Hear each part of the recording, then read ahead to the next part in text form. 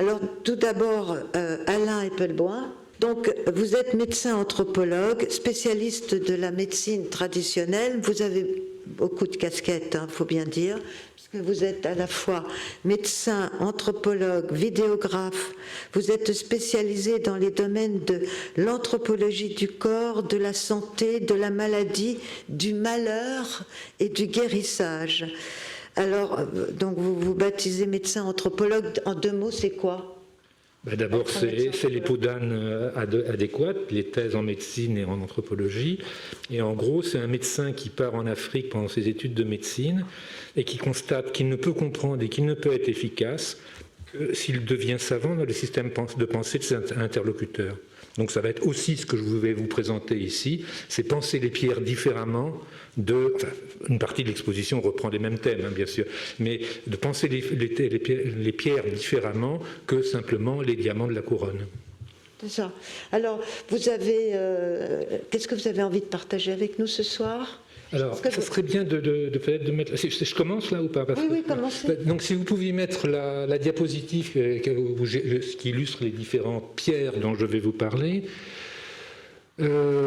D'abord, le rôle d'un anthropologue, en fait, c'est aussi de vous amener chacun d'entre nous à réfléchir sur nos rencontres avec les pierres. Alors, dans certaines cultures, la rencontre de l'enfant avec les pierres, par exemple, va passer par la géophagie et par la consommation d'argile médicinale par la mère et par l'enfant. Moi, en ce qui me concerne, je suis issu d'une culture parisienne, très rationaliste, père physicien, enfin tout ce qu'il faut de ce côté-là, donc où toutes les croyances populaires étaient de la superstition, mais il n'empêche que j'ai porté, à l'âge de 6-7 mois, au moment où on a les plis du cou, au moment où on apprend à tenir sa tête, un collier d'ambre qu'on retrouve dans les cultures, notamment de l'Europe de l'Est, de l'Europe centrale, etc., et puis l'ambre a eu une reviviscence ces dernières années, ces dernières décennies. Et puis, donc, quand Marie-Annelise de la Côte m'a demandé d'intervenir, j'ai dit, mais moi, je suis tout sauf spécialiste des pierres, et encore moins des pierres précieuses. Donc, je n'ai pas ma place. Je ne suis surtout pas un expert dans le domaine. Et donc, j'ai repassé en revue les pierres que j'avais pu rencontrer au cours de mes itinéraires. Et la première pierre, c'est celle qui était celle de ma thèse de médecine, qui est une pierre noire. C'est la photo que vous avez en haut à gauche. En fait, c'est un petit parallélépipède d'os dense carbonisé. Donc on n'est pas tout à fait... Elle est appelée pierre, mais ça n'est pas une pierre. Et qui a comme propriété... Quand vous le mettez sur la langue, un peu comme quand vous étiez gamine ou gamin, vous alliez au tableau et vous mettez la craie à la bouche, ça collait, qui a des pouvoirs d'absorption. Et qui, du coup, va être validé. On va lui attribuer une efficacité d'extraction du mal. On retrouve la même chose avec des haches polies dans le sud de la France, dans l'Ardèche, qui étaient utilisées contre des morsures de serpents, en les passant, en les laissant en buvant l'eau dans laquelle elles avaient trempé. Et on retrouve beaucoup en médecine traditionnelle française ces pierres préhistoriques qui vont être investies d'une fonction précieuse, même si on n'est évidemment pas dans le marché économique. D'autres pierres que je vais retrouver dans les terrains que j'ai fait avec les équipes du Musée de l'Homme et du CNRS surtout, sur les pygmées Aka de République centrafricaine et dans ces populations où des guérisseurs sont spécialisés à vous dire « Oh là là, mais qu'est-ce que tu as sur le front ?» à vous tripoter le front et à vous extirper une pierre. C'est de l'illusionnisme, mais ce qui est intéressant, c'est que l'illusionnisme, et ça va nous amener aussi à essayer de réfléchir sur les processus d'efficacité de ces pierres, l'illusionnisme, c'est une technique qui existe depuis les temps préhistoriques, c'est-à-dire extraire un objet du corps et nommer le mal, et c'est en ce sens-là qu'on va avoir des extractions de pierres.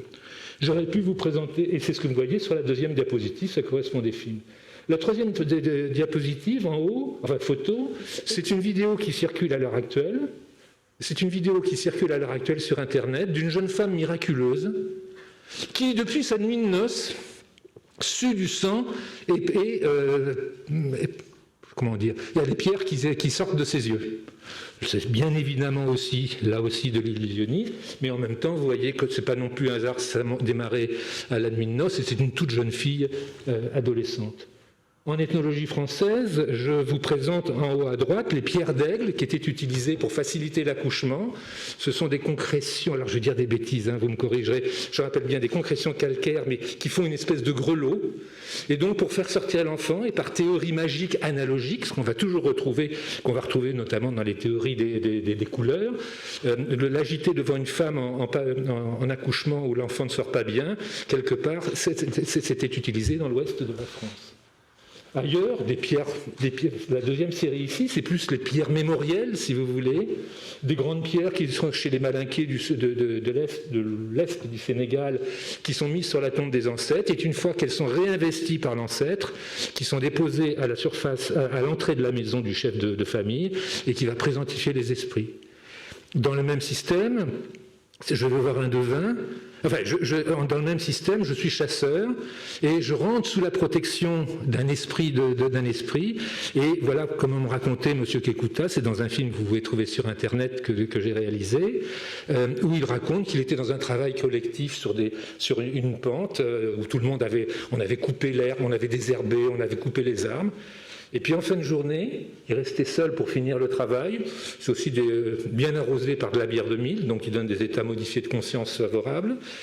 Une pierre tombe à ses pieds, il la regarde, et là, mais comme nous l'avons tous fait quand nous tombons sur un caillou que nous ramenons, qui devient une espèce de pierre mémorielle, il lui a vu un nez, un visage, et il a conclu une alliance avec l'esprit qui animait cette pierre pour favoriser sa chasse, etc. On peut ensuite, si on continue, on va avoir cette tradition juive ashkénaze qui consiste à ramasser des cailloux et à les amener et de se présentifier auprès du mort qui est dans sa tombe. Moi, je dois dire que j'adore cette coutume et je l'ai adoptée, où du coup, effectivement, quand je voyage, ces cailloux névrotiques que nous ramassons, une mémoire inconsciente, je les garde et puis je vais les partager sur la tombe de mes parents. Des cairns, que ce soit dans l'Himalaya, que ce soit dans le Finistère, où on va marquer son passage avec des investissements, soit mémoire des hommes, soit mémoire des dieux. Et la plus belle pierre en termes de mémoire des dieux, c'est la Kaaba, la pierre noire de la Mecque, qui est censée être descendue du ciel au moment d'Abraham et qui a donné des polémiques très importantes. Est-ce que c'était une météorite, pas une météorite? Ça, c'est une tout à fait autre histoire. Puisqu'il me reste peu de temps, il ne faut pas que je mange sur le temps des autres. Non, mais ça va. D'accord. La pierre suivante, c'est dans des collections d'amulettes sénégalaises que nous avons constituées, qui est au Musée de l'Homme, où, enveloppé dans un tissu rouge, et là vous ne voyez pas, et un écrit coranique, on va trouver un caillou que j'ai oublié de faire analyser, et qui va être porté, protection omnivalente, jouant sur la pierre, la couleur et le texte talismanique. Et puis dans toutes les pensées magiques du monde, c'est pas tout fait de la pierre, c'est pas de la pierre, mais c'est du minéral, c'est de la pierre broyée. On va retrouver que du sable de certains lieux, piétiné par certaines personnes, va avoir une plus-value qui permettra soit de réaliser, par exemple, une réussite en prenant du sable ou du sable terre à l'entrée d'un endroit où passe énormément de monde, à l'entrée d'un marché, que du coup on aura de la richesse, on aura de l'abondance, etc. Ou qui peut être plus négatif, avec le fait de recueillir du sable là où la personne sur laquelle on va avoir une emprise, qu'elle soit amoureuse ou négative, enfin néfaste, on va prendre le sable en question et faire des manipulations, comme vous l'entendez, sur les cheveux, sur les ongles, sur le sang menstruel, sur les urines, etc. Et puis, là, il faut bien penser que nous avons un imaginaire. J'espère, à moins que ce soit de ma génération, que vous avez entendu parler de Spirou, le personnage, et notamment un livre qui a marqué ces générations et qui représente bien nos fantasmes, qui est Le Grigri du Nyokolokoba, où dans un parc au Sénégal, les éléphants disparaissent, et en fait, parce qu'il y a un méchant monsieur qui a une espèce de diamant, enfin je dis diamant parce que ça ressemble à un truc taillé, une pierre taillée, et qui envoie un rayon qui fait disparaître les éléphants, et qui se construit avec des gris-gris, avec des amulettes, qui renvoient pas mal à notre imaginaire. Et en même temps, je suis frappé, la photo suivante, je suis frappé par le fait que dans de très nombreux systèmes de voyance, c'est-à-dire le devin guérisseur que vous allez voir pour connaître les causes du mal ou comment aménager votre vie vers un destin de bonheur, va utiliser la scrutation de sources lumineuses scintillantes, réfléchissantes. ça peut être une divination par scrutation du feu, mais dans des versions où ça peut être un morceau de résine qui va être enflammé, mais chez les Pygméaca, le même terme, paka, avec des nuances linguistiques, va désigner l'arbre copalier, le copalier, qui produit une résine qui est le copal, va désigner la divination qui est faite en enflammant ce morceau de résine, et par extension, va désigner toute surface réfléchissante, brillante qui est utilisée par le guérisseur. Et dans cette société, j'ai retrouvé aussi bien des cristals un gros cristal de roche, je ne sais pas d'où il venait parce que dans l'écosystème, je ne crois pas qu'il y en ait, qu'un culot de bouteille, ou qu'un miroir, ou qu'une ampoule électrique grillée, périmée, que le devin guérisseur va scruter. Et ça, c'est intéressant parce que ça nous donne aussi une des pistes de cette fascination pour les objets brillants, les objets précieux. Et en tout cas, en ce qui concerne ces devins guérisseurs, c'est la boule de cristal aussi, qui scrutent cette surface réfléchissante, une hypothèse, mais qui n'est pas suffisante pour tout expliquer, part sur la notion d'auto-hypnose. Pour terminer, je vais vous parler des diamants en Afrique. Alors, je ne vous parle pas de tous les enjeux économiques, politiques, dégoûtants, pour le faire bref, qui tournent autour de la chose, mais ce qu'on appelle les diamants du sang, qui entretiennent des guerres épouvantables. Par exemple, dans mon domaine de recherche, je suis spécialiste d'Ebola, et en Afrique centrale, la 10e épidémie qui vient d'y avoir lieu a été prolongée pendant 2 ans à cause de l'extraction du coltan, du diamant, de l'or, de ces régions et des conflits. Je vous parlerai simplement des représentations qu'ont les croyants africains sur l'efficacité de la magie pour l'extraction du diamant. Et vous avez des rumeurs, par exemple, qui disent que certains mauvais guérisseurs savent utiliser une tête d'enfant qui va être enterrée dans un endroit avec les formules appropriées et qui fait que le diamant va jaillir, ça va faire venir le diamant. Si on cherchait une explication de type rationaliste, mais qui n'est pas suffisante là aussi, il ne faut pas s'y arrêter, il semblerait, mais ça notre éminent collègue en parlera mieux que moi, qu'on peut penser que dans certains cas, les formations géologiques qui sont en rapport avec des portions de diamants provoquent des modifications de la végétation, des couleurs des minéraux avec des caractéristiques que certaines personnes vont connaître, même éventuellement sans mettre des mots là-dessus. C'est un peu les processus qu'on a aussi sur les sourciers qui permettent de comprendre certains sourciers. Et puis, pour montrer comment les choses ne sont pas simplement dans une logique de cruauté, dans ces cultures, on va dire que vous allez réussir à trouver de l'or, à trouver du diamant, à ne pas avoir d'accident, à avoir la prospérité, à ne pas vous le faire voler après par les brigands qui guettent les extracteurs de diamants, en rentrant sous la protection des génies tutélaires locaux. Des djinns locaux. Et c'était lors d'une mission Ebola en RDC il y a quelques années, et un de mes informateurs racontait que ce qui était très bon comme sacrifice, c'était pas seulement de tuer des gens, ça c'était les méchants, mais c'était le sacrifice de soi-même, c'est-à-dire que quand je vais au chantier, si je m'accroche à une branche et que je saigne, c'est un porte-bonheur parce que j'ai fait un sacrifice de sang involontaire aux esprits et j'aurai une grande chance. Pour terminer, finalement, ce que je voudrais, les 3 concepts qui sont liés à mon champ de recherche particulier, c'est de comprendre comment un objet peut gagner une efficacité. C'est-à-dire qu'il y a obligatoirement parmi les personnes qui sont ici, des personnes qui ont la conviction profonde et tout à fait respectable que le fait de porter telle ou telle pierre précieuse va vous assurer des bénéfices divers et variés, au-delà du maléfice qui consiste à se faire braquer par un bandit si on l'affiche.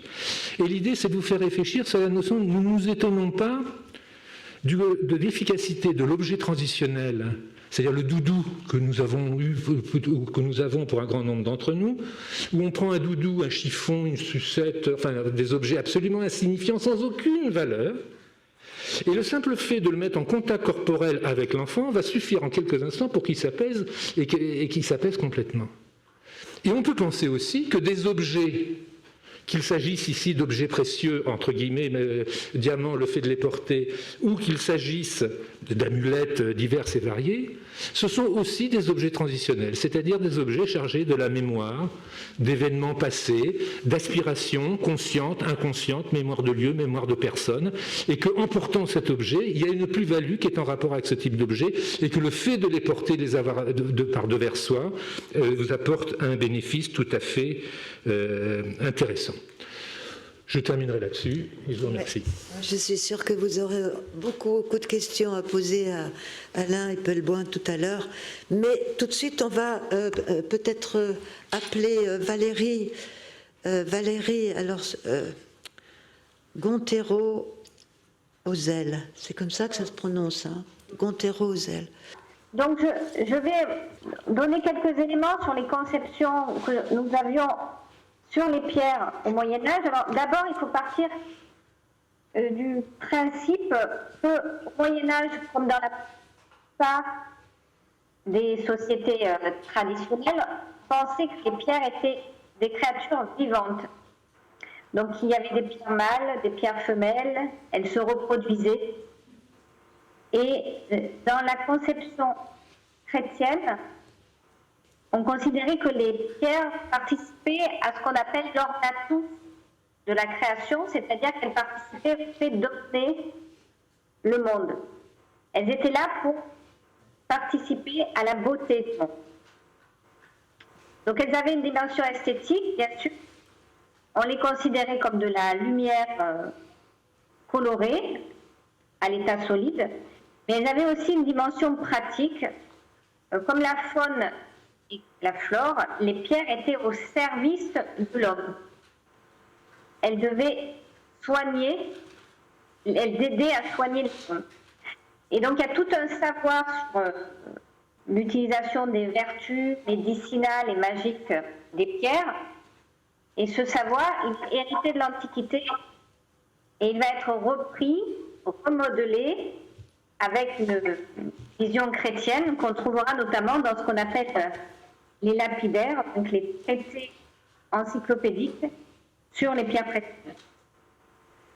Et donc là, j'ai mis un petit texte en ancien français, juste pour qui résume les 4 façons qu'on avait d'utiliser les pierres au Moyen-Âge. Donc en seul que toutes 4 manières mustra medicine d'espères. Donc en somme, il y avait 4 façons d'utiliser les pierres en médecine: pour le porter, pour le toucher, pour le porter, pour le beurre, pour le garder. Donc ça signifie en les touchant, en les portant, en les buvant, il s'agit de les ingérer, et en les regardant. Donc on va passer à la diapo suivante. Oui, on est là. Comment expliquer les vertus que l'on prêtait aux gemmes? Voilà, donc ces vertus, comme on en a parlé tout à l'heure, a été fondée sur l'analogie, donc un système de similitude. Il existait plusieurs types d'analogies. Donc parfois, il s'agissait d'analogies fondées sur l'étymologie. Par exemple, Adamas, qui signifie invincible, il renvoie à la dureté du diamant. Eh bien, du fait de cette étymologie, on pensait que le diamant rendait invincible. De la même façon, hématite vient du grec héma, comme le sang. Eh bien, on pensait que la pierre soignait les hémorragies. Bon, la couleur participait aussi beaucoup aux vertus fondées sur l'analogie. Toutes les pierres rousses, comme le rubis, étaient censées soigner les problèmes de sang. Le cristal. On n'entend plus. Valérie, vous êtes là? Et ensuite, oui. Valérie est en train de nous parler des lois de correspondance. Et nous tous... Valérie, si tu m'interrompes? Non, c'est parce que j'avais l'impression que vous m'entendiez. C'est bon maintenant. OK. Le génie du son nous bénit maintenant. J'ai touché à quelque D'accord. chose. Bois. Bien. Bois. L'analogie est parfois aussi fondée sur l'aspect. Par exemple, la pierre qu'on appelait serpentine et qui avait l'aspect de la peau de serpent, était censée protéger des morsures et du venin. Et ça, c'est une croyance qui a vraiment perduré. Et même de nos jours, il y a un certain nombre de bergers, par exemple dans les Alpes, qui utilisent une pierre qu'on appelle la variolite et qui est censée protéger les moutons des morsures de serpents. Et quelles étaient les pierres qu'on adorait pendant le Moyen Dans Âge? cette encyclopédie. Oui, moi, comme une personne qui est obsédée par le Moyen Âge. Et donc, il y avait toutes sortes de vertus médicinales et magiques, et également des vertus liées aussi à la théologie chrétienne. Et donc là, je passe, puisque le temps est quand même compté, à la 3e diapo. Donc, Oui, nous sommes là. Les pierres qu'on préférait au Moyen Âge et pourquoi? Voilà. Donc là, c'est une question qu'on pose souvent, de savoir quelles pierres étaient les préférées. Donc pour commencer, dans l'Antiquité, on a surtout privilégié en Occident le diamant, qui était classé en premier dans un grand nombre de textes comme étant la meilleure des pierres, la première pierre. Ensuite, on a beaucoup privilégié les pierres rouges au Moyen-Âge, notamment l'escarboucle, qui était censé être la pierre de lumière, le rubis, le grenat, l'hématite. Et puis les pierres bleues à partir du XIIIe siècle, comme le saphir ou le lapis lazuli, parce qu'à partir du XIIIe siècle, l'esthétique a été modifiée et on s'est mis à préférer les pierres bleues, alors que jusque-là, c'était plutôt les pierres rouges qui avaient l'avantage. Un certain nombre de pierres sont négatives aussi, les pierres noires, comme l'onyx, qui a des vertus principalement négatives. En tout cas, ce qu'on peut dire, pour résumer, et ce qui va un peu à l'encontre de ce qu'on s'imagine sur le Moyen-Âge, c'est que le Moyen-Âge adorait la couleur, la lumière, qu'à partir notamment du XIIIe siècle, toute une esthétique de la lumière s'est développée, et esthétique qu'on peut voir notamment dans les vitraux et les rosaces construites à cette époque.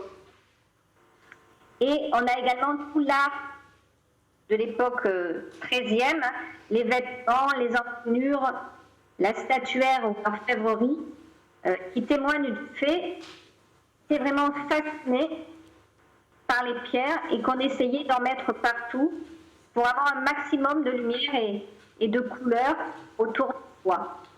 Voilà, donc on essayait de profiter des vertus et aussi de profiter de la beauté. On continue, on passe à la suivante.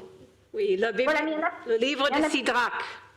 C'est la dernière. Là, après, c'était que des images pour éventuellement ajouter à la présentation. Mais moi, pour mes diapos sur les questions, c'était la dernière. D'accord. Là, le livre des simples médecines.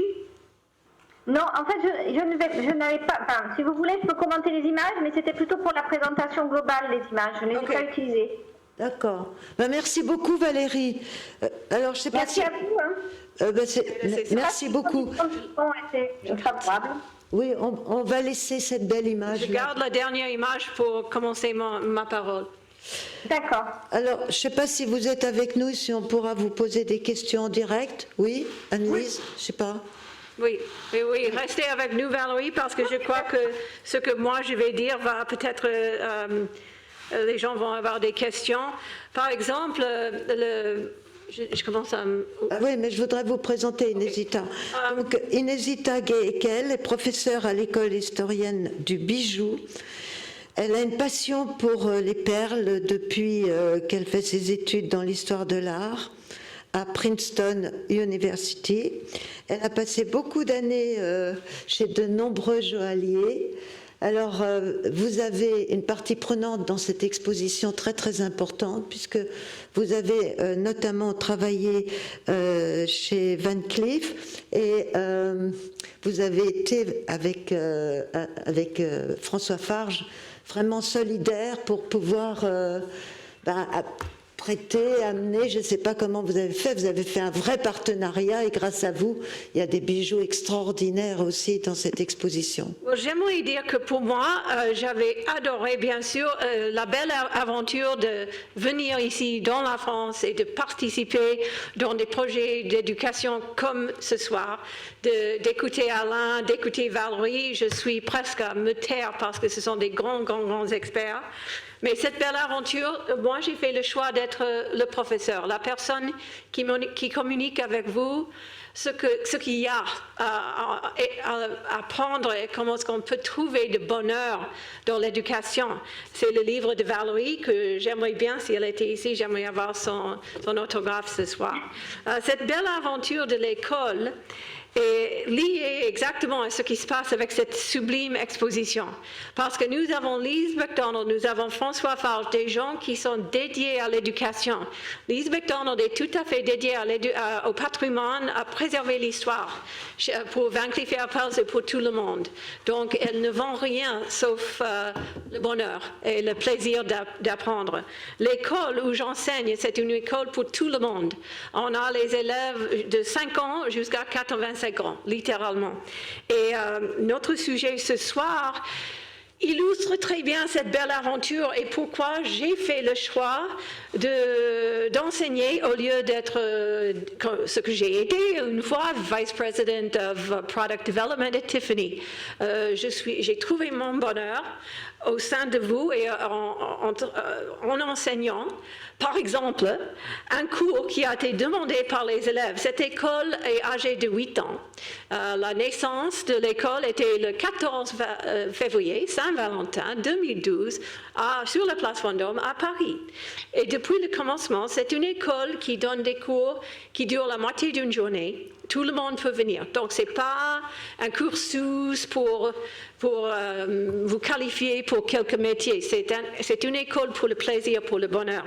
Et depuis la première journée, 14 février 2012, les gens ont levé leurs mains et les gens ont dit « Nous aimerions bien apprendre comment est-ce que les pierres, les couleurs, les combinaisons de formes et pierres peuvent être des porte-bonheur, des talismans, des amulettes. En effet, quelle est la différence entre talisman, amulette, porte-bonheur, gris-gris, tout ce que Alain vient de discuter, tout ce que Valérie vient de discuter. C'est pourquoi j'ai gardé cette page, parce que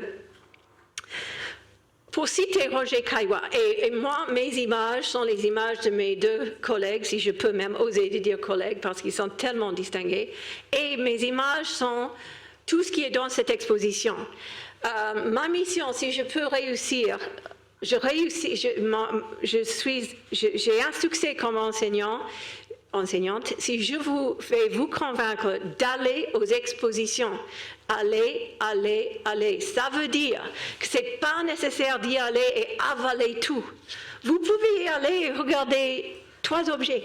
Vous pouvez passer 15 minutes et traverser sur l'autre côté de la rue, aller dans la mosquée, savourer un thé à la menthe et penser à comment est-ce que ce que vous avez vu fait vous sentir. Comment est-ce que vous sentez mieux? Et comment est-ce que ces gens comme François et Lise donnent des nuits et des jours, 24 heures, 7 jours par 7, pour que cela puisse être là pour vous? Pensez comment est-ce que c'est rare que les bijoux sont préservés, parce que les pierres sont tellement importantes, comme Alain vient de vous dire, et comme Valérie vient de vous dire, si le diamant, ce mot-là même était l'exemple du voyage dans notre existence d'une pierre, parce qu'Adamas, le diamant, ne voulait pas dire bling bling, ne voulait pas dire dollar, euro, richesse. Adamas voulait dire invincible. Donc les qualités de cette pierre diamant, l'évolution est Adamas à diamant, les qualités de cette pierre étaient des pouvoirs inimaginables, non? Mais, OK, mes images sont l'exposition. Il faut y aller. J'aimerais citer quelqu'un qui est un peu à l'âme de cette exposition. À l'âme de cette exposition, c'est ce monsieur Roger Caillois. Cet après-midi, j'ai regardé sur la Fondation Polar une vidéo de 26 minutes. J'ai regardé 10 fois en me préparant pour ce soir. Parce que vous pouvez voir la contribution de Roger Caillois dans l'exposition, et je cite. Roger Caillois avait dit que tout le monde, chaque personne a besoin de lire les dessins dans les pierres. Que ce soit les enfants qui sont en train de regarder les nuages et qui trouvent des animaux et des messages, c'est exactement comme ça que nous avons besoin de lire des messages dans les pierres. C'est pourquoi les élèves dans l'école ont levé leurs mains et ont dit « Nous voulons poursuivre ces symboles, ces importances. Pourquoi est-ce que les êtres humains ont tellement d'intérêt dans le pouvoir des pierres ?» Et il a dit « Comme les enfants ». Comme Leonardo da Vinci, qui a encouragé les peintres de regarder dans les taches de moisissure et de trouver des images. Il a dit, le pouvoir de l'imagination humaine est infini. Et dans les pierres, ce que nous trouvons, nous devons trouver cela, c'est où nous trouvons notre pouvoir comme les êtres humains. La pierre était au commencement de la terre. Alain a passé sa vie, il faut vraiment regarder les vidéos qu'il a tournées à Sénégal. Il a passé ses voyages incroyables en train de faire des entrevues, personne à personne, avec les gens qui disent « Oh non, c'est pas dans ma famille. Dans ma famille, c'est pas moi qui garde les pierres parce que ça doit être le père de la famille qui garde les pierres parce que les pierres sont tellement puissantes, il faut les respecter. » Nos ancêtres, il y a quelques-uns d'entre nous pour lesquels les ancêtres en Aix-en-Provence, le lapidaire, le traité des pierres, exactement la même chose. Si vous ne traitez pas les pierres bien, ils vont soit mourir, ils vont soit vous faire des mal. Exactement. Bienvenue dans le Moyen-Âge. Particulièrement pendant cette époque-ci, l'époque de Covid, j'aime bien vous accueillir au milieu du Moyen-Âge parce qu'on est là avec nos masques, avec les trucs que nous faisons pour nous protéger. Nous sommes là, nous sommes toujours là, nous allons toujours être là. Le Moyen-Âge n'était pas l'âge sombre, ce n'était pas les Dark Ages. Je lutte contre cela. Comme Valérie avait dit, le Moyen-Âge, c'est une esthétique de lumière.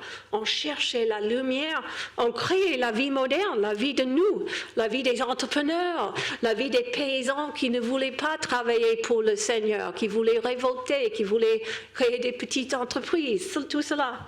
Et vous regardez Notre-Dame, pourquoi est-ce que Notre-Dame va vers le ciel? Parce qu'on cherchait la lumière. Juste pour conclure, avant de discuter ensemble, j'aimerais aussi parler un peu de ce que j'ai appris de vous, des élèves pendant ces cours de talisman. Nous avons créé un cours qui dure 4 heures, qui s'appelle « Le pouvoir des bijoux, amulettes, talismans et porte-bonheur ». Qu'est-ce que c'est que cela? Ensemble, nous avons regardé au mot mantra. Qui a fait le yoga? Est-ce que quelqu'un a fait le yoga? Oui. Vous chantez des mantras. Vous savez que le mantra vient de 2 mots sanskrit, avec le masque et l'accent américain, c'est compliqué. 2 mots sanskrit. Mana, traya. Mana, c'est l'esprit. Traya, c'est générer changement. Donc, avec le mantra, vous générez changement. OK, donc nous sommes influencés, je crois, plus ou moins par l'esprit cartésien, nous sommes des médecins, des scientifiques, nous ne sommes pas des gens qui vont donner des ordonnances pour les cristaux qui guérissent. Mais, tout cela dit, je maintiens que les pierres sont guérissantes. Les pierres peuvent guérir. Et ce que je veux dire, je ne veux pas choquer Alain, mais parce que je veux dire qu'elles portent des messages intemporels et elles portent l'habilité de penser d'une façon positive. qui veut dire, vous avez cette pierre que vous avez trouvée sur la plage avec votre mère, un jour de parfait bonheur. Vous gardez cette pierre et de temps en temps, vous gardez sur votre bureau, vous contemplez, vous touchez cette pierre. Qu'est-ce qui se passe? Nous avons 2 scientifiques qui peuvent nous dire, mon mari qui est médecin et Alain qui peut nous dire, quand vous pensez comme cela, même quand vous souriez ou quand vous faites un rire, il y a des pompes d'hormones et de, qu'est-ce que ça s'appelle, les sérotonine et tout genre de choses qui se passent dans votre corps qui font du bien. Et si vous pensez des pensées très, très, très mauvaises, à l'inverse, vous vous empoisonnez. Et donc, tout ce qu'on trouve, on trouve que les pierres apportent des messages. Et avec des élèves qui sont venus de peut-être 35 pays, qui ont suivi ces cours ensemble, on trouve des choses marrantes. Par exemple, on a les Français dans la salle qui disent « Oh, nous sommes très rationnels, nous sommes scientifiques, nous ne croyons pas, tout cela. » Très bien, on est en train de discuter un peu de l'histoire des symboliques des pierres. On touche à l'ambre. Et il faut aller dans l'exposition parce qu'il y a des morceaux sublimes d'ambre. Il y a un trésor, un coffret à trésor d'Anne d'Autriche qui est tout ambre. Il faut regarder. Mais chaque cours, donc on a 12 élèves dans chaque cours, chaque fois il y a quelqu'un qui dit, quand nous discutons le fait que le mot en grec pour ambre c'est électron, donc d'où vient le mot électricité, et que si vous êtes au brocante et vous voulez savoir si l'ambre que quelqu'un vous offre est vrai, vous pouvez faire cela, frotter l'ambre et voir si vous pouvez générer l'électricité statique. Et il y a quelqu'un qui dit, et bien sûr, n'oubliez pas, il faut mettre un collier d'ambre autour du cou du petit enfant pour que l'enfant n'ait pas de mal pour les dents qui poussent, les dents de lait. Ah oui, bien sûr. Il faut. Et par exemple, le saphir bleu, nous sommes les victimes de la façon de laquelle les pères de l'Église pendant le Moyen-Âge ont décidé que le rouge était un peu trop sensuel et que la Vierge portait rouge, et peu à peu la Vierge portait rouge, mais elle avait un manteau de bleu qui couvrait le rouge, parce que le rouge c'est le sang, c'est tout cela, c'est un peu trop pour les femmes et pour ce qui est féminine. Donc pour nous, le saphir, le bleu de France, François va donner une sublime conférence au sujet du grand diamant bleu de France. Le bleu devient de plus en plus la couleur européenne. Mais on avait eu, par exemple, pendant un cours talisman, une gentille dame, une sublime dame qui venait de l'Inde, qui est experte en biochimie. Elle a son doctorat en biochimie. Elle est la plus chic, la plus mondiale.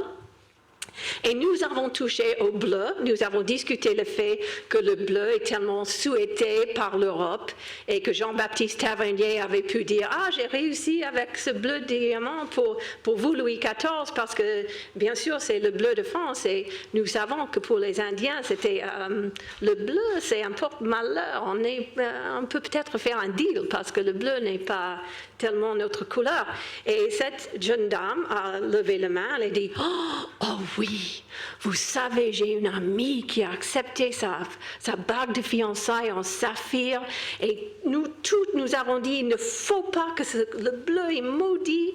Et qu'est-ce qui s'est passé 2 ans après le mariage? Ils font du divorce terrible. Okay. 50% des mariages vont se terminer en divorce, mais never mind. Okay. Donc, ce qu'on apprend, c'est qu'on apprend que nous sommes des êtres humains et qu'il faut étudier les pierres. Il faut apprécier les pierres. Allez dans l'exposition. J'ai terminé. Bien, ben merci pour cet enthousiasme, Inésita, vraiment. Nous aimons les pierres. Nous aimons les pierres. Alors, est-ce que dans la salle, vous avez des questions? C'est le moment. Ah ben, vous êtes subjugués par tout ce qu'ils viennent de nous dire. Vous n'avez pas de questions? Question? Parce que moi j'en ai plein. Est-ce que quand, en tant que médecin, Alain Epelboin, quand vous dites que vous êtes médecin anthropologue, est-ce que cela veut dire qu'effectivement vous utilisez les méthodes, vous faites des séances d'illusionnisme avec vos patients? D'abord, je suis chercheur, enfin maintenant retraité du CNRS Vous Muséum. vous présentez comme médecin, hein? Oui, j'ai un doctorat de médecine, j'ai un diplôme d'épidémiologie des maladies transmissibles. Ça soigne. Parce que vous pensez que les gens qui vous fabriquent les médicaments, ils soignent, vous et que les Ok. fonctionnaires... Donc enfin, vous ne soignez pas, en fait. alors, le problème, c'est qu'il faut avoir ses limites. Je soigne les seuls domaines dans lesquels j'interviens. D'abord, j'interviens sur des épidémies d'Ebola ou des épidémies de ce type-là pour arriver à casser justement, d'abord à faire respecter les droits des malades, ensuite à s'adapter aux spécificités locales. Donc moi, je pensais, si vous voulez une activité de médecin, c'est ça. Mais maintenant, par rapport aux objets. Quand je suis sollicité par des services hospitaliers parisiens pour intervenir auprès de patients d'origine africaine, c'est-à-dire que le problème, ce n'est pas d'imposer une culture de l'extérieur et de dire telle pierre ça marche, c'est universel. Moi, mon travail, c'est d'utiliser les ressources internes d'une personne, les ressources déjà disponibles. Si les croyants en Allah, on va utiliser l'islam. Si les croyants dans Maître Renard sur un arbre perché, on va utiliser Maître Renard sur un arbre perché. Je veux dire, d'utiliser les ressources de la personne. Et à partir du moment, et donc j'interviens dans des situations dramatiques, uniquement dans des situations dramatiques parce que vous appuyez sur des leviers de psychologie individuelle et sociale qui marchent pour un temps relativement limité et surtout les processus transférentiels, comme disent les psychiatres, que vous allez arriver à déclencher, il faut immédiatement les passer à l'équipe soignante et soi-même s'effacer complètement. Donc j'interviens une fois, deux fois. Et dans un certain nombre d'indications, je vais utiliser des amulettes correspondant à la culture, correspondant à l'histoire de vie, correspondant au psychisme, que je vais lui prêter. En fait, bon, je les abandonne parce qu'il se trouve, comme une partie de mon savoir dans ce domaine, c'est constitué sur l'étude de plusieurs dizaines de milliers d'objets, dont à peu près une dizaine de milliers dans cette collection dont j'ai parlé, qui viennent de la déchargeur de Dakar, renforcée également à une certaine époque de ma vie par une pratique de médecin sur le terrain en Afrique. Voilà. Vous aviez envie de rajouter quelque chose, Inesita? Je trouve que ça c'est fascinant et je suis sûre que c'est un grand confort et je trouve que cela est... Je trouve que je suis touchée d'une façon émotionnelle que l'hôpital veut faire ce qu'il faut pour conforter cette personne. Ouais. Et je crois dans les ondes positives. Je crois que je génère très bien les ondes négatives. Donc je suis expert dans cela, mais je sais que je crois dans les ondes positives. Oui. Est-ce qu'il y a des questions dans la salle? Alors, juste, on ne va pas passer le micro, justement. Donc, si vous parlez suffisamment fort, je peux éventuellement répéter votre question ou approcher le micro. Je pense que ça ne pose pas de problème. Tu peux approcher le micro, au moins, oui, c'est ça. Oui, ce que vous avez dit me semble très proche de ce qu'a écrit Toby Nathan. Est-ce vrai? Oui. Oh, vous savez, les spécialistes, ils sont assis sur la même branche et ils n'arrêtent pas de couper la branche sur laquelle ils sont tous assis. Mais effectivement, c'est même père, même mère, tout ça. Avec des variantes qui ne valent pas, enfin des discussions de spécialistes qui n'ont pas d'intérêt ici. Oui, ça s'apparente à l'ethnopsychologie, ethnopsychiatrie, que pratique Marie-Rose Moreau, que pratique Toby Nathan, etc. Et on tient, sur toute une partie, on tient le même discours, c'est-à-dire la mobilisation des ressources. Si vous êtes dans un système où un objet d'ambre va pouvoir créer un processus psychologique qui vous permettra d'avoir une image positive, ce que vous disiez, de renvoyer la petite enfance à des objets heureux, on va y aller. Si c'est du diamant, bon, c'est plus difficile à trouver. Mais si vous croyez que c'est inscrit dans votre culture, dans votre psychisme, ça va très bien fonctionner, oui. Mais utilisé avec en même temps des entretiens, une façon... C'est là où on se rend compte de la puissance de l'imaginaire, quand même. Ah, la puissance de la psyché humaine, oui, c'est extraordinaire, oui. Vous savez, Pope Clément VII était le pape et aussi un médecin. Donc, il avait de l'argent. Et il était malade, comme ça se passait beaucoup. Et il était très, très, très malade et très, très, très riche. Donc, pendant 14 jours, il a acheté ce qui est l'équivalent de $1 million de poudre de diamant. Parce qu'on avait l'idée que si c'est la Damas, qui c'est invisible, donc on va l'avaler, comme Valérie avait dit, une des façons de se guérir était d'avaler. 14 jours, 14 cuillères de poudre de diamant. Vous savez ce qui s'est passé. Bye bye, Clémencette. C'est pas très bien pour l'estomac. Il y a la même chose, si on appelle bien, avec les perles trempées dans du vinaigre, dissoutes dans du vinaigre. Je ne sais pas si c'est un mythe ou si c'est une réalité. Non, Cléopâtre, vous ne voulez pas que je commence avec cela. Cléopâtre était d'abord cette dame. Vous enfilez très bien les Spécialiste de perles. la Non, perle. et Cléopâtre, je suis grand fan de Cléopâtre. C'était une dame, elle n'était pas Elizabeth Taylor. Vous allez dans le musée de Berlin, il y a le buste de la vraie Cléopâtre. Et déjà, ils allaient faire plus jolie, parce qu'elle était la reine. Elle n'était pas Elizabeth Taylor. Comment est-ce qu'elle a pu conquérir et Jules César et Marc-Antoine? Ah oui, ça. C'est quoi ça? Aucune armée ne pouvait le faire. Invincible jusqu'à Cléopâtre. Ok. Et elle avait, on dit qu'elle parlait si langue, on dit qu'elle avait une voix cantatrice. De cantatrice. Oui. Et elle était sage. Ok. Elle a fait un pari avec Marc-Antoine, parce qu'après la mort de Jules César, à cause de Cléopâtre, en grande partie, on a envoyé Marc-Antoine. On avait dit, il faut régler le problème Cléopâtre. Marc-Antoine, tu peux le faire. Ah oui, c'est rien pour moi. Il arrive. Elle dit, je vous fais un pari, que je ne parie pas la ville, mais le bête, ok? Le pari, P-A-R-I, que je peux donner le plus cher dîner de toute l'histoire du monde. Et Marc-Antoine avait dit, excusez-moi, je viens de Rome. On donne les dîners qui durent pendant 10 jours. Il y a des gens qui sont en faillite à la fin de ces dîners. Je prends le pari. Et les Romains aimaient à la folie les perles, à la folie. Cléopâtre, selon l'histoire, avait 2 perles comme cela, parfaites, énormes perles, une perle à chaque oreille. Elle avait, le dîner arrive, le dîner est sublime, les musiciens, la nourriture, les bizarres, nourriture très très chère. Et le juge, elle a dit n'importe quel juge que vous voulez, le juge était un Romain qui venait de Rome. Et il dit, ok, c'est bien, mais c'est pas du tout encore le plus cher dîner que nous avons jamais vu. Ok. Elle enlève une perle. Et la légende est qu'elle dissout la perle dans le vinaigre. Des scientifiques, et qu'elle l'avale. Et qu'elle est en train de faire pareil pour la 2e perle quand le juge crie « Non, c'est une tragédie, c'est impossible, vous ne pouvez pas dissoudre une autre perle, vous avez déjà gagné. » Parce qu'il y avait un général qui a pris une paire de boucles d'oreilles de perles de sa mère pour financer toute une guerre. Okay? C'est tellement cher. Mais il y a des scientifiques à New Jersey, à Montclair State University, il y a quelques années, une dame scientifique là-bas qui a eu l'idée qu'elle allait essayer de reproduire ce geste de Cléopâtre. Dans l'acidique acide pur, il a fallu 5 jours pour dissoudre la perle. Donc, pour moi, c'était une fille sage et maligne. Elle a fait quelque chose, mais elle n'a pas dissous cette perle. Elle a convaincu Marc-Antoine et les juges qu'elle avait dissolu la perle. Donc, et on ne veut pas insulter les perles avec l'idée qu'elle peut dissoudre dans 5 minutes dans le vinaigre. Donc, il faut beaucoup plus que cela. Et les perles peuvent être avec médicaments. Les perles, le calcium dans les perles est très bien absorbé par le corps humain.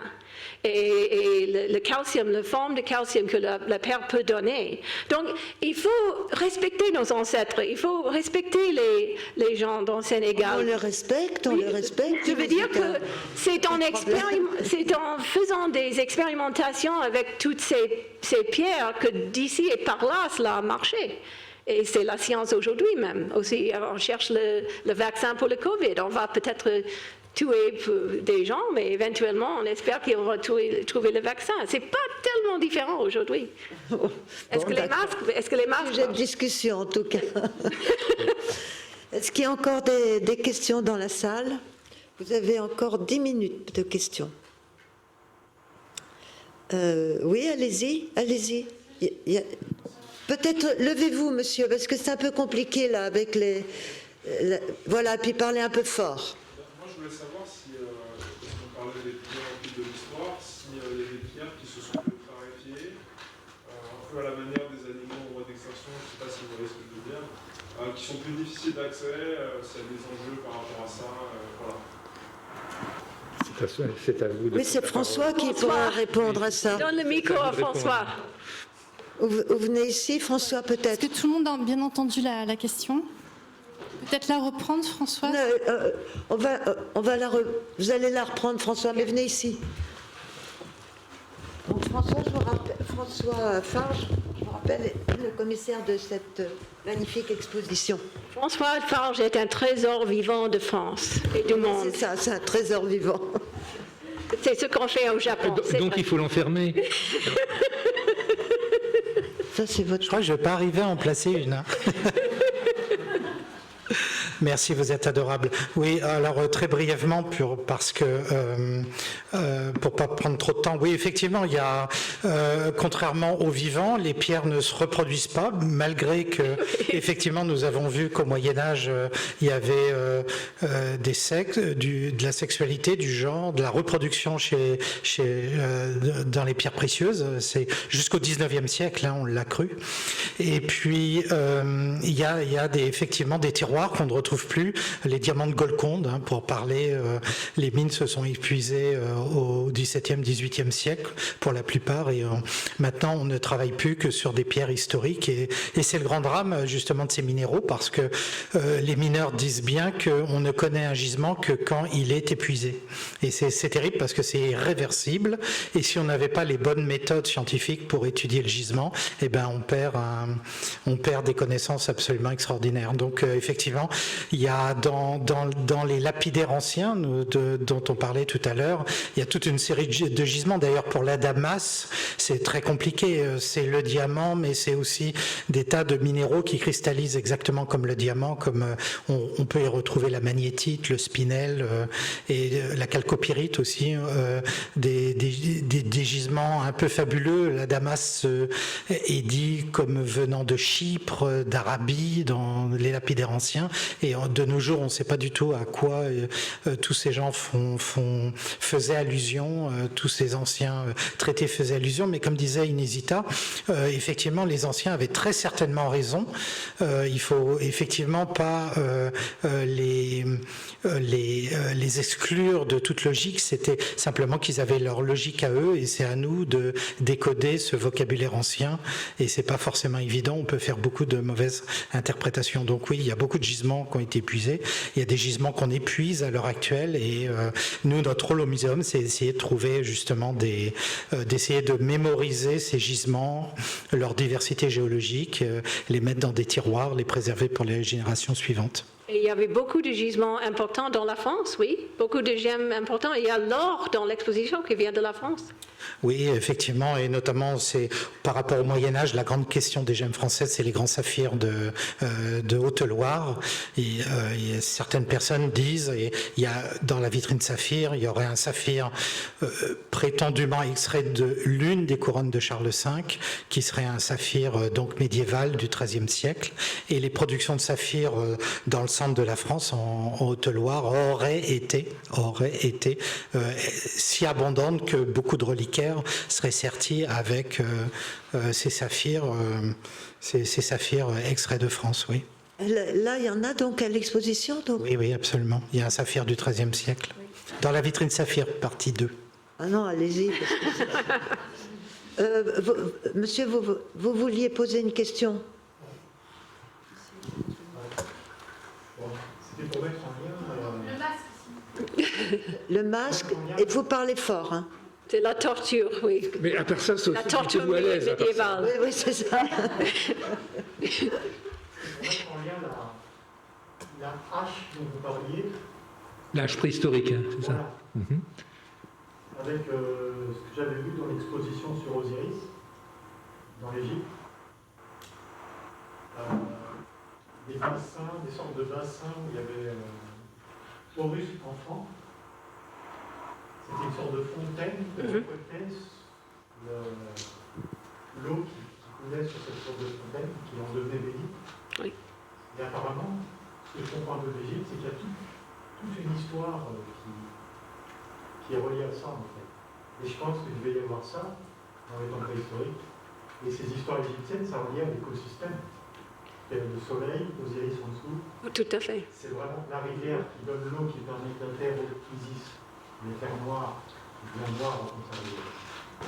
Donc cette histoire de relier l'écosystème à l'histoire, c'est magnifique et je pense que, je ne sais pas si on a des traces, on ne peut pas avoir les histoires des temps préhistoriques. Mais c'était pour... Parfois au Sénégal ou en Afrique, il y a encore ces histoires générales qui relient un peu l'écosystème. Oh, vous savez, je crois que quand on creuse un peu, il n'y a pas une culture du monde, un pays du monde où on va retrouver ce genre de phénomène. Il faut d'abord, et qu'il faut bien penser à balayer devant sa porte, parce que je reprends l'exemple là, le caillou, ne levez pas la main, mais je sais qui d'entre nous n'a pas ramassé à un moment donné un objet, une pierre, la conserver, la retrouve encore de l'enfance, et quand on la touche, alors moi ne disons pas les choses avec les mêmes mots, oui. Donc il y a aussi la logique que quelles que soient les civilisations, nous sommes caractérisés par des processus cognitifs de perception de l'extérieur et qu'on va retrouver effectivement des logiques comparables. Mais par contre, il ne faut pas y voir une espèce de diffusion. L'intelligence humaine a certainement des processus cognitifs communs pour appréhender des couleurs, du chaud, du froid, du haut, du bas, de l'aval, de l'aval, du sec, de l'humide, du masculin, du féminin, de la droite, de la gauche, et que là-dessus vont se combiner sur des éléments de l'environnement, que ce soit des objets minéraux, que ce soit des objets marins, que ce soit des objets végétaux, animaux, va combiner, effectivement, va créer, à mon sens, alors c'est là où nous pouvons ne pas être d'accord, bien évidemment, mais va créer effectivement des processus d'efficacité tout à fait intéressants et remarquables. Alors mes amis, je vais vous proposer quelque chose là, avant de nous quitter. Vous savez que quand on choisit un métier, quand on a une vocation, ça part des tripes, ça part du cœur, ça part des émotions aussi. Alors qu'est-ce qui fait tous les trois, Valérie aussi, vous êtes toujours là, Valérie? Là, je suis là. Oui, c'est ça. Là. En une phrase, on n'a plus le temps de s'y pencher, mais est-ce que vous pouvez dire qu'est-ce qui vous a poussé, vous, à choisir un métier sur les pierres, quoi, qui vous a donné envie de travailler sur la pierre? Moi, je n'ai pas travaillé sur la pierre, je ne peux pas vous répondre. Je peux vous dire, si je fais de l'auto-analyse profonde qui est commune à pour ma partie médicale, c'est une expérience dans la petite enfance d'odeur, d'hospitalisation, de souffrance, qui certainement, pour moi, comme pour tous les guérisseurs de la Terre, fait que quelque part, on se met dans des jeux de rôle d'acquérir ce pouvoir de soigner. Donc j'imagine, mais ça serait intéressant pour notre collègue sur les pierres. Non, j'ai pas de truc particulier. Enfin, oui, c'est vrai. J'aurais pas dû commencer avec vous. Mais c'est encore. Mais vous voyez que je remonte quand même, et c'est pour chacun d'entre nous. Nous construisons dès la petite enfance par des saveurs, des odeurs, des madeleines de Proust, etc. Et ça, c'est commun à toute l'humanité. Valérie, alors. Alors moi, je viens d'une famille où on a toujours ramassé des pierres, en fait, partout. Surtout des pierres qui brillent. Et après, ces pierres qui brillent sont venues aux pierres précieuses. Et puis croiser ce goût-là avec ma passion du Moyen-Âge. Et voilà, je suis arrivée au lapidaire. Donc c'était à la fois un heureux hasard et puis assez naturel. Et Inésita? Moi, je n'avais aucun intérêt dans les bijoux. Je me suis dit, c'est frivole. J'allais à l'école droit. Je voulais être juge sur le Supreme Court des États-Unis. Et j'ai suivi un cours de l'histoire de l'art parce que ma copine le faisait. Et je me suis trouvée ravie, séduite, en essayant de décrypter par simple curiosité pourquoi est-ce que les gens étaient tellement obsédés par ces objets. Et cela a commencé avec le retable de Gand de Van Eyck, en essayant de comprendre pourquoi est-ce que ces deux frères, les Van Eyck, ont tellement investi pour recréer les pierres dans ce retable. Pourquoi? Je me suis dit, qu'est-ce que vous auriez envie de dire, vous, François Farge? Très rapidement, quand j'étais petit, je m'intéressais aux étoiles. J'aimais beaucoup la lumière des étoiles, mais je ne pouvais pas les toucher. Alors quand dans la nature, une fois, j'ai trouvé un cristal que j'ai sorti de la terre, j'avais l'impression d'avoir dans les mains une petite étoile que je pouvais chérir. Oh, mais que c'est